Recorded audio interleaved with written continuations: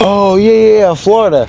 So, yeah, Pinellas Park. Ask you guys to step off state property. Right, so You stand here and film the building. the guy in Pinellas Park, he was like, I don't have to tell you about my staff and all this other stuff. And yeah. Oh, dude, super ignorant, like big ignorant. And I was like,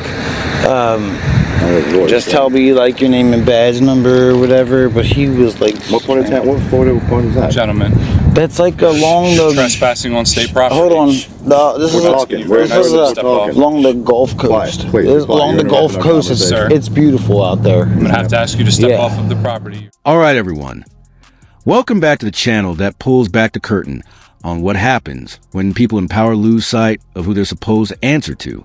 Today's situation begins quietly. A calm moment on a public sidewalk before several correctional officers start asserting authority that simply isn't theirs. What starts as peaceful observation rapidly escalates into a heated clash.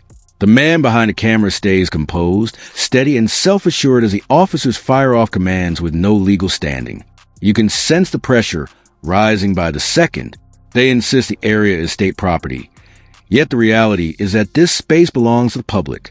And right there, the audit truly starts, not through force of law, but through the principle of accountability. This guy's crazy. What, do you think you're a police officer or something? I don't get it. No, he's not, but this is a public sidewalk, as you can see. And see that clearly fire hydrant says, right there? Did the state collection office own that fire hydrant right there?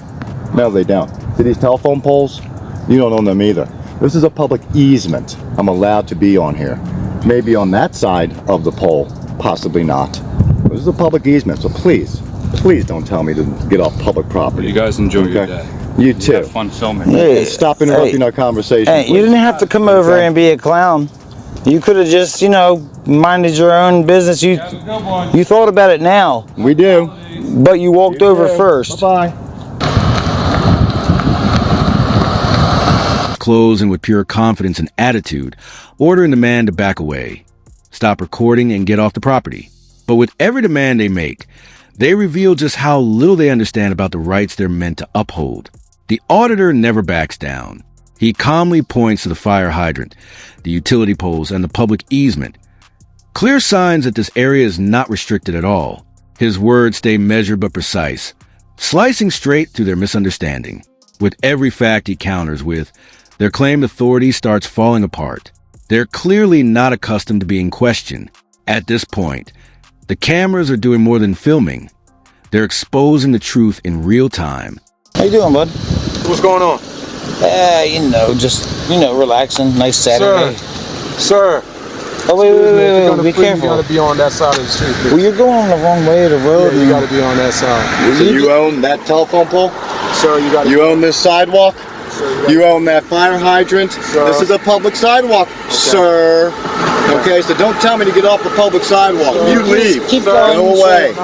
Go away. Sorry. Goodbye. Bye.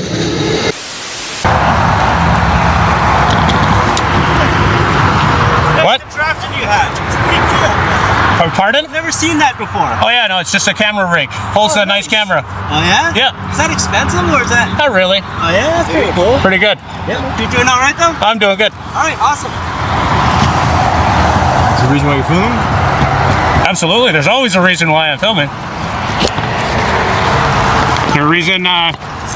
Is there a reason this lady's filming? Because she's making a public record right inside the window there. Okay. She's filming me. So, is there any reason for that? The situation continues.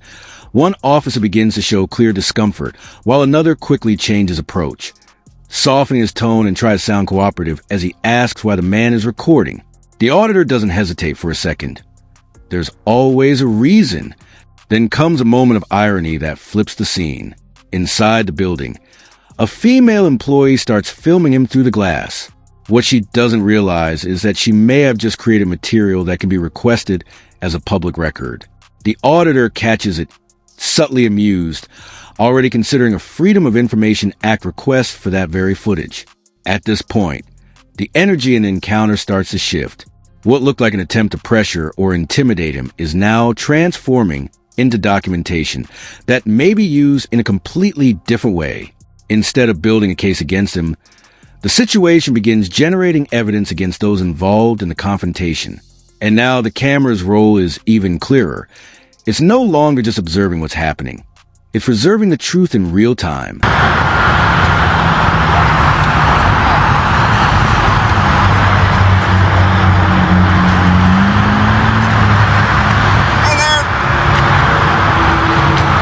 We can help you out with? Name and badge number, you first.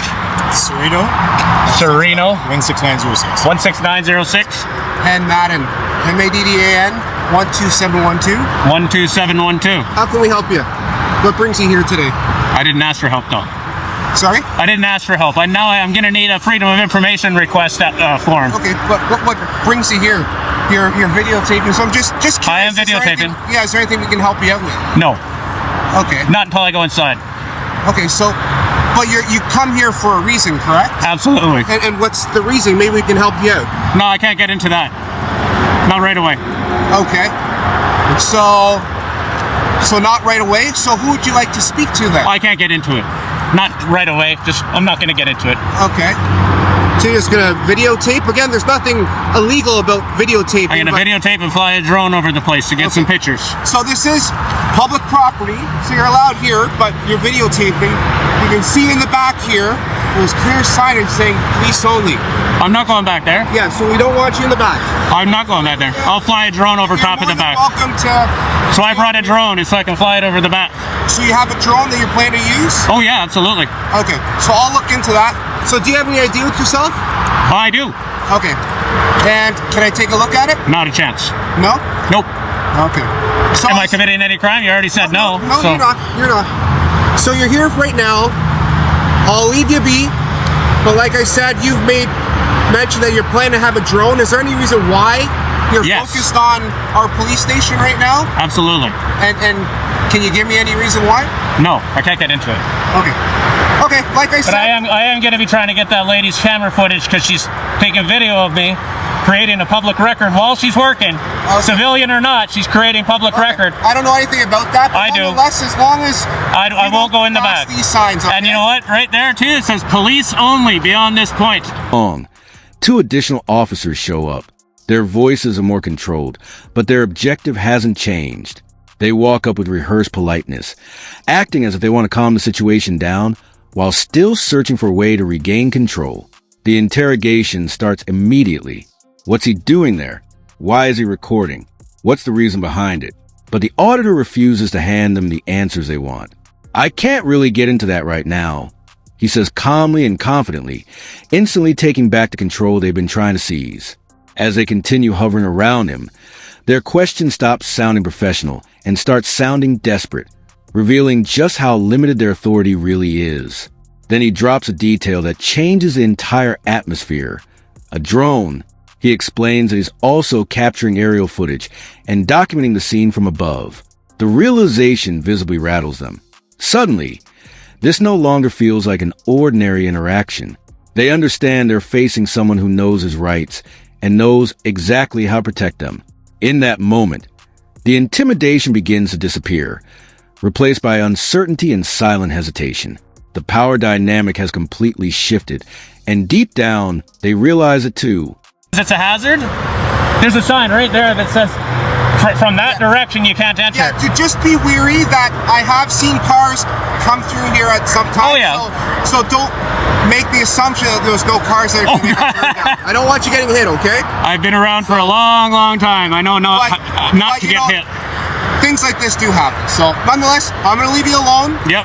And if there's anything you do need, you have my information. You know what? Let's go inside. I need the Freedom of Information for this lady's camera footage.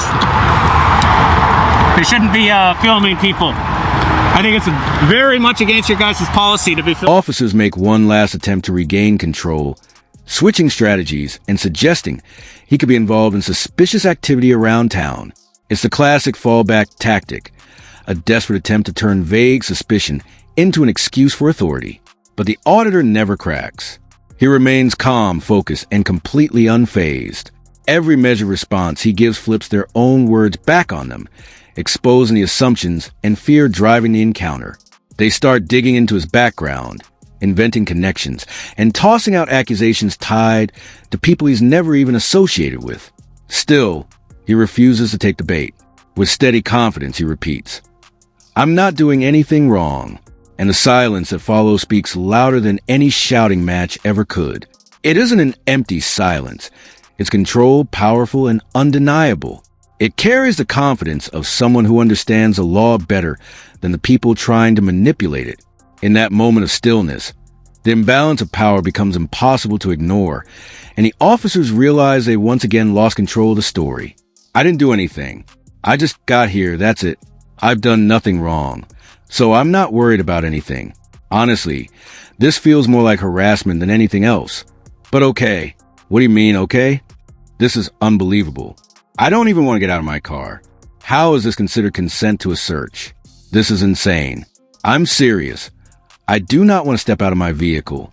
I don't feel safe out there.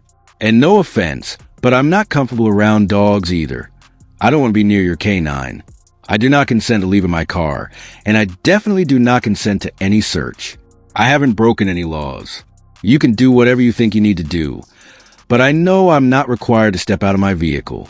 I don't feel safe." You from that kid Michael Lacey? It looked like I don't know no Mike Lacey. I don't know. You said you weren't involved in the whole thing with Obey Order. No, I don't. No, I never said that to you. You said to me about this guy over here. Right. And I said I don't know nothing about that guy. Then you brought up Hope, and I said something about Said some people. No, I said some people sold me a card a few days ago. That's all I was saying to you. No, I don't know nothing about over there. What you're talking about? I mean, when I pulled off from I was doing something over there, but not with that person. What were you doing over there?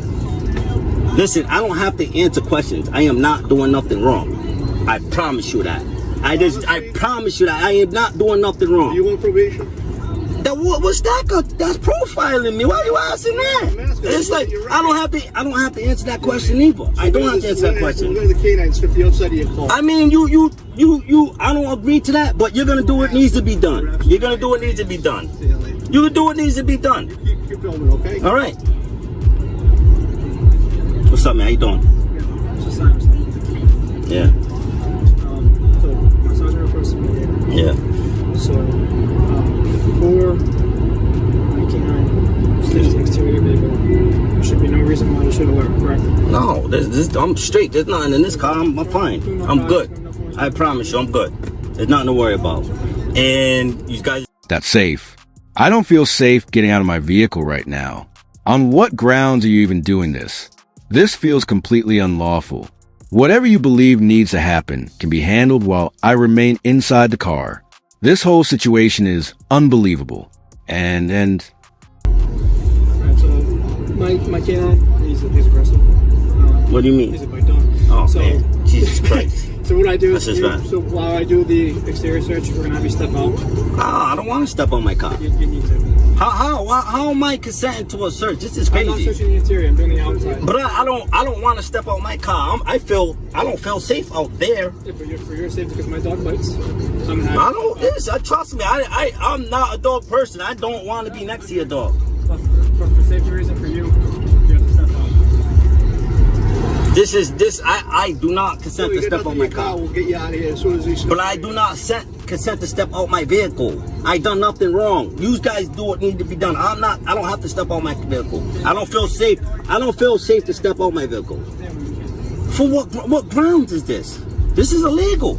You can do what needs to be done with me in the vehicle. What I believe I saw back there, I believe I saw some sort of drug interaction. Oh, that's and again you're doing that based off me being black. No. Me being black and you seeing my background. Hold on, this is exactly what it. No. He was walking. No. He was walking. I don't know that guy. He was walking. No, I'm telling you, you're profiling me because I'm black. You're profiling me. I'm telling you, you're profiling me because I'm black. I don't care what you think you saw. You're profiling me because I'm black, and you ran my name, and you see my background, so now you're like, oh yeah, there's something, but now you're like, oh, there's something in my car. Nah, there's nothing. just moments later, another officer arrives on the scene, and the entire dynamic changes immediately. The mood shifts from cautious observation to deliberate control. Their voices grow harsher, their questions more aggressive. Suddenly, they begin hinting at criminal activity, throwing around unsupported accusations about drugs as they order him to get out of the vehicle. But this is the moment the story completely flips. The auditor doesn't panic. He doesn't hesitate. Instead, He calmly and precisely stands on his rights. He makes it clear that he does not consent to any search. In a steady voice, he repeats, "I don't feel safe." Those words slice straight through the pressure of the encounter. The officers keep pushing, yet every pause from him carries more weight than all their commands combined. You can feel their frustration growing as their grip on the situation starts slipping away. What they interpret as resistance is actually discipline. A man relying on knowledge, composure, and quiet courage as a shield. Dog on top of it. Yes, absolutely with yous. Look how you're treating me. You see me over here now.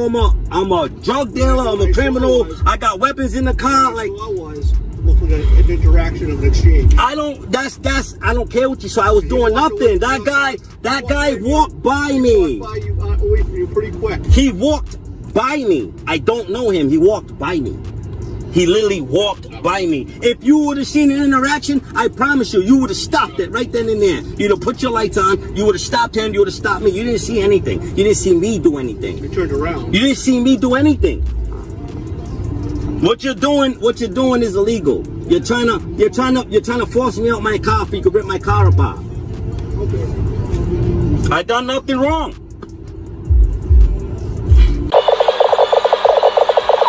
Hey, I promise you, right? We would not be having this conversation if there was something in my car. My rap sheet says that. If you just pull my name, you'll see that. So you're wasting your time.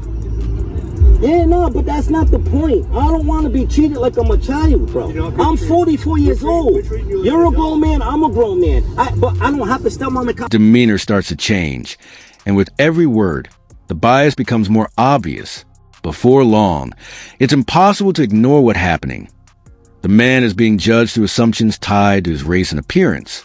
That's when the auditor finally speaks up and says it directly. "You're profiling me because I'm black." The statement cuts through the scene with undeniable force, louder than any command or display of authority. The officers immediately scramble for explanations, try to soften the moment and hide their discomfort. But it's already too late. The camera captures everything. Every excuse, every nervous reaction, every expression that gives away the truth. What's happening here is bigger than a single confrontation. It becomes a reflection of a system that too often notices skin color before it sees a person standing in front of it. This moment goes beyond a simple audit. It exposes a raw reality of prejudice that still exists beneath the surface. And it serves as a powerful reminder of why encounters like this need to be recorded, brought into the light, and never brushed aside. Nothing. And then you ran my name because I'm black. You are. You're profiling me because I'm black, bro. You know it. You just said it. You just said, you just said, I thought I seen you doing something. I have reason to believe that you. No, you didn't. Because if you would have seen the transaction, you would have fucking stopped right there. You're a grown man, bro. You're a cop. You enforced the law right then and there. Oh, you're profiling me because I'm black. Just be a man and admit that. Be a man and admit that. Please be a man and admit that. I'm telling you, if there was something in this car, I wouldn't be here right now talking to you, bro. I promise you that. You're profiling me, and then the fact that you ran my ID and you seen it, you're bringing up charges that I haven't even been charged with. Is that not profiling? It is profiling because you just said it. You said you've been recently charged with a B&E. Look, I'm not trying to make nothing hard for you, man. Really? I'm really not, man. Goodbye. Thank you, man. I appreciate you. Goodbye. Thank you. That other thing with that girl is going to be all set, right? Nah, I'm not. You can steal from her? Nah. She's coming in later. I promise you I didn't. Time it all comes to an end. The tension begins to fade, and the officers slowly retreat, realizing they've been defeated, not by hostility or force, but by someone who truly understands the law. The auditor never shouted, never lost control, and never backed down, yet his calm resistance said more than anger ever could. What unfolded wasn't a battle of pride or personalities. It was a powerful lesson in awareness, patience, and self-control. This moment showed what it really means to stand your ground with quiet confidence, proving that real strength comes from knowledge, not intimidation tactics. The message left behind is impossible to ignore. Cameras have a way of exposing the truth in places where authority often tries to keep it hidden. That's why these moments are recorded, why they're brought into the public eye, and why accountability can never stop. Stay aware, stay composed, and never stop documenting, because silence isn't weakness. In moments like these, it can be the strongest form of control.